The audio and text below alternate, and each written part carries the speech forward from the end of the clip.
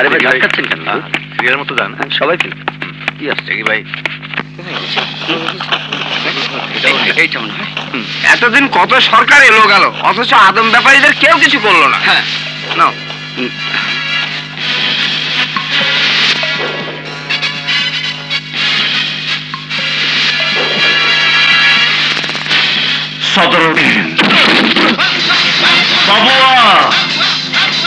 আমার নাম, মানুষের উপকার করে আমার কাম। আবার কি অপরাধ? মানুষের রক্ত চুষে খেয়েছিস, ওদের বাবা মার অভিযোগ করেছে। এই যে সব কাগজপত্র, ওদের সবার টাকা ফেরত দে, ফেরত। তুমি গুন্ডামি মাস্তানি করে আবার চাঁদাজি করতে এসেছো, তোমাকে আমি পুলিশে দেবো। শালা চোর উল্টো পুলিশের ভয় দেখাচ্ছিস? দেখ তো পুলিশ আপাকে, পুলিশের হাতে দিলে ওরা তোর পিঠের চামড়া তুলে নেবে। ভালো ভালো টাকা ফেরত দে। আমি একটা টাকাও ফেরত দেবো না। মারবে এখানে, লাশ পড়বে কবরস্থানে, খোঁজ দেখাবে টেলিভিশনে।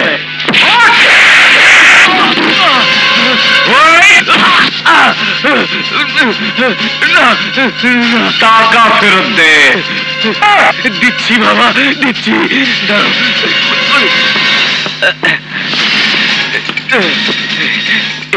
এই যে বাবা, এই যে তোমার টাকা, সব তুমি নিয়ে যাও বাবা, সব নিয়ে যাও।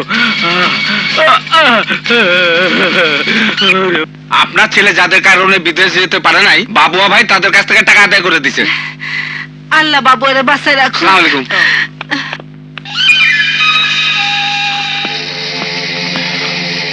স্যার, এই ফাইলে যাদের নাম আছে তাদের মধ্যে থেকে 4-5 জন লোক এসেছিল।